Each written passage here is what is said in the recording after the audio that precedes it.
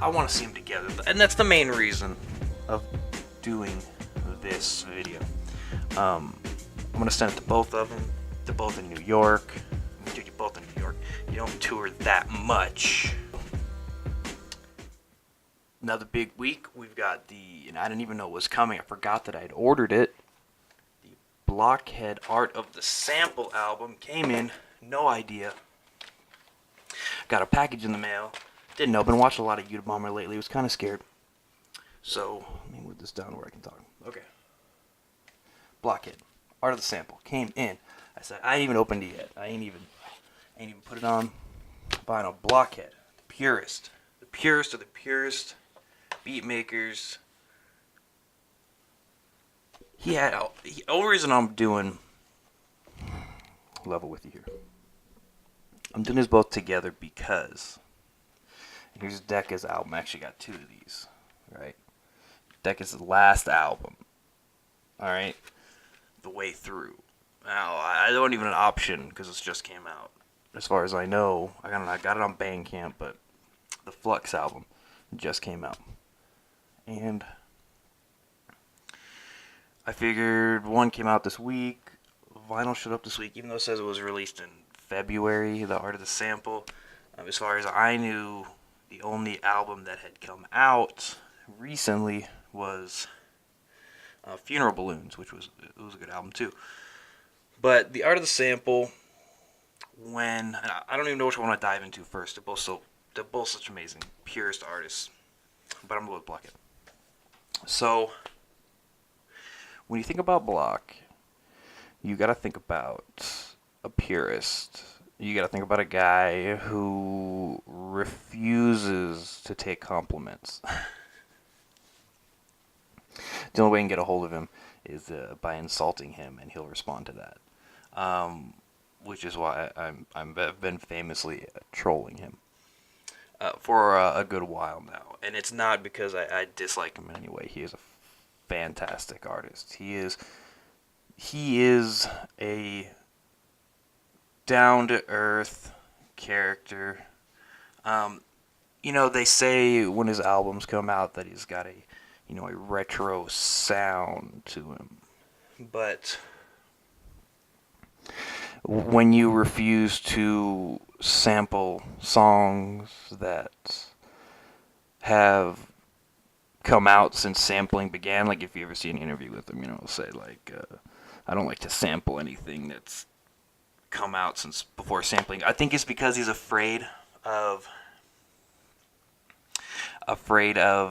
sampling a song that was designed to be sampled. There's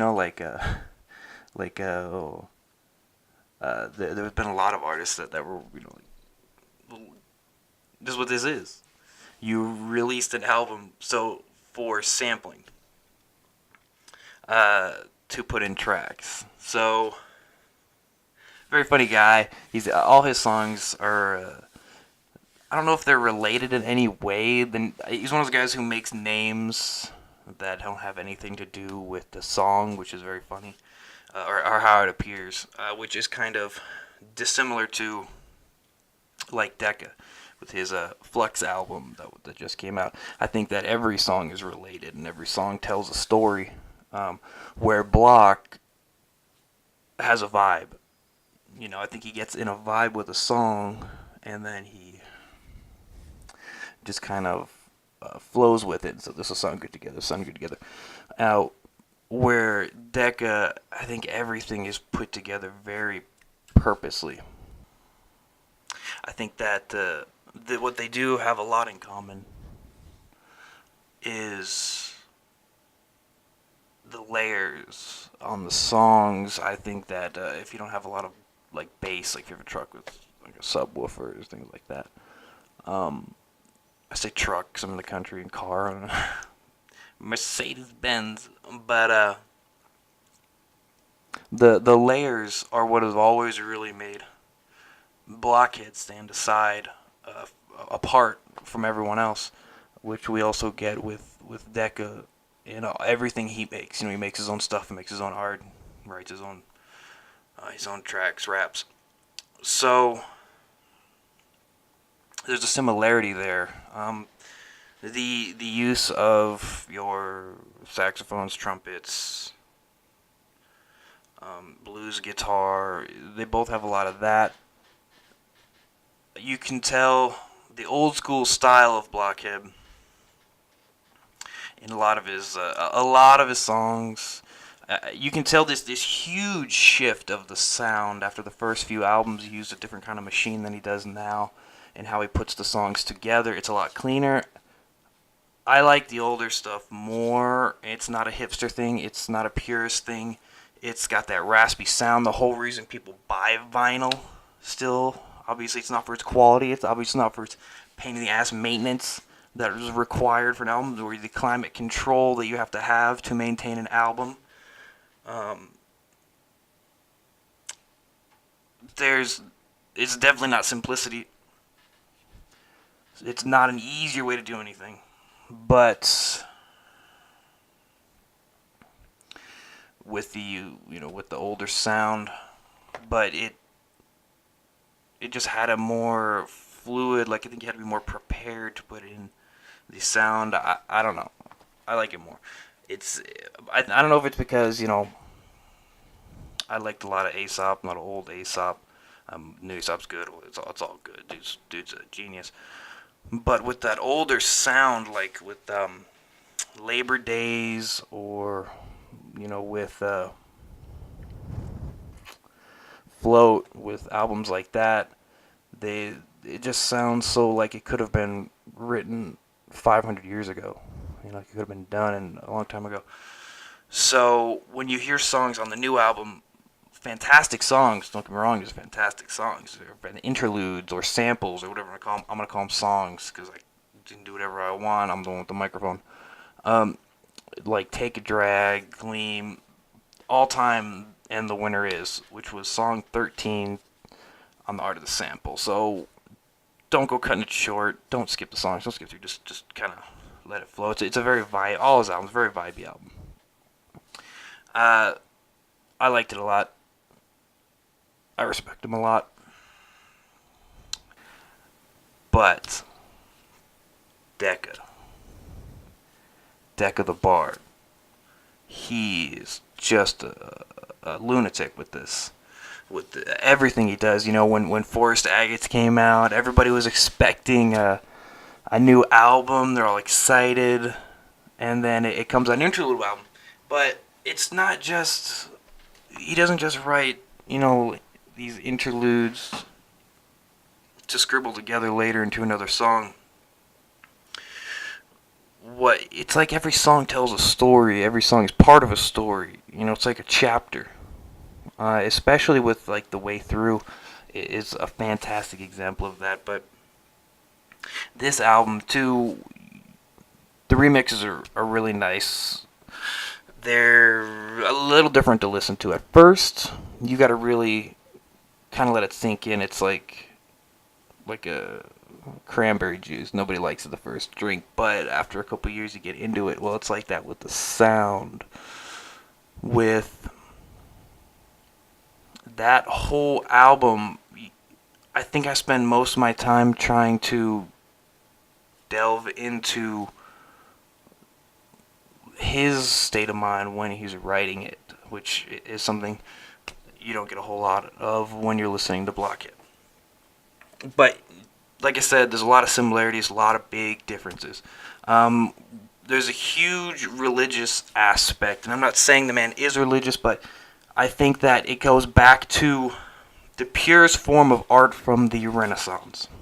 When you think about Deca, you think about... Actually, let me show his last album cover real quick, one more time. See, right.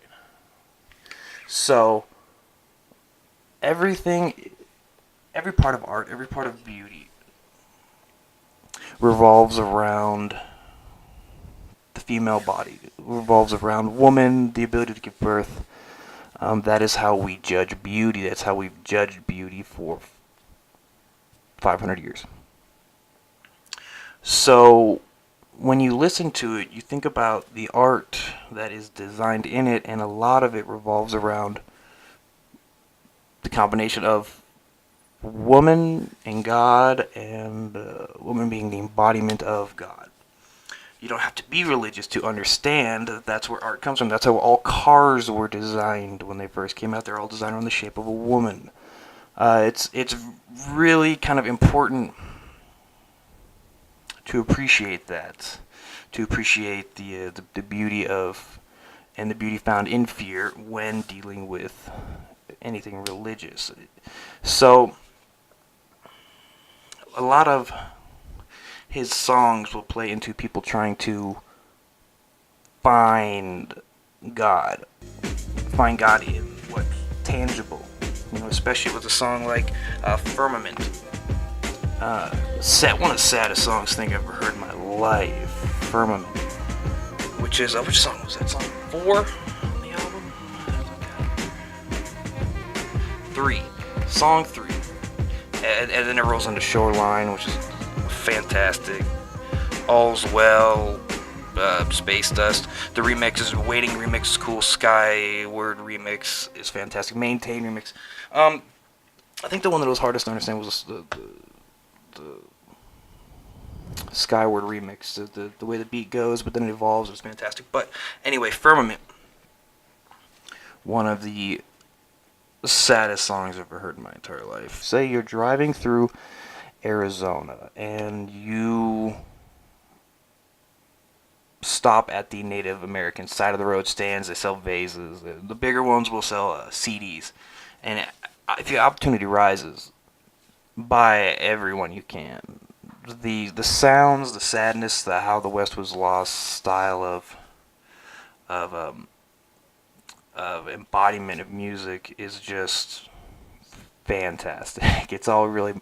I'd listened to that a lot since I was about 13, and you get the feeling, even though it's just like mariachi music, there's a lot of passion in it. You don't have to understand the words to feel what they're going through. You don't have to understand. It's like there's a frequency in it. You know, there's frequencies and everything. And there's this frequency that makes you feel sad or happy to relate or parallel what the person was going through when they wrote the song. And I think that this song is about, it's like 2 minutes long. This song is about trying to find heaven through something you can touch, you can feel, or drugs, or what have you, whatever turns your crank, so to speak. And I think that every time the person in the song, or the person who wrote the song, every time what he thinks is going to be heaven, it becomes a disappointment. And I don't know if they thought it was going to be happy. He laid it down. He's like, "This is a happy song," but it's not. It's not a happy song. It's a very sad song. It's a very distraught song. But every song in a majority of his music makes you feel like it can get better. You know, it's not too late to turn things around. And that's one of the things I really like about Deca is how everything evolves, and how there's a feeling of it's hard now, it can get better, or will get better. But not just on a small level, like a societal level, which you see a lot of with like the Mammoth's Mantra, which has a remix on here, especially Skyward. God, Skyward's probably one of the best songs I've ever heard in my life. Holy crap, that's a good song. Has a nice remix. Mammoth's Mantra, which is like it reminds you of like Alex Jones. It's an Alex Jones song. It's very cool sound. You just gotta listen to it yourself, man. It's all. I don't think you can actually. I don't know if he did it on purpose or not, but it's not free anywhere. You have to pay the $7 if you want to listen to Deca. You gotta pay the $7. But I think all his other stuff is free. All the way back to the Hedonist, I think, is free. But I mean, I would get the new one or listen to the old one. I don't know, just all of it. It's so good. Blockhead too. You know, Uncle Tony, he's the man. he is, and I'm shifting back to a conclusion here. Both purists in their own way, both layers of music, both use a lot of those horns, not so much melancholy sound with Blockhead. I think he knows where he's at in his life versus Deca still evolving. So Deca knows what not Deca. Blockhead knows what he wants, and he's refusing to change for anyone. That's what it is. But it's good. He's good. Doesn't come near where I'm at for a live show. I know that his live show is completely different from the albums. You can listen to his SoundCloud. He's got his live shows finally on his SoundCloud after 30 years or whatever. I don't think that only sampling older music is the way to go. I think you can put in something new and still be pure, because there are new artists that are still pure. There are new artists there. I mean, there will always be new artists who do things how they want to do things, not how things are going to be to profit. So I wouldn't worry about, it not being art because it's new. That's hipster mentality. So, and a couple of the remixes from the new album had that boom bap feel, which I know is what he's kind of really liking. He got some really good reviews on that from some good posts. So I think Deca is gonna vibe pretty good on some more boom bap, early 90s, late 80s sounds, which I want to see them together, and that's the main reason of doing this video. I'm gonna send it to both of them. They're both in New York. I mean, dude, you're both in New York. You don't tour that much. You can get together. You can work together. I want to see this evolution by Christmas. Make it happen. No, that's the real reason. I want to see the two artists together.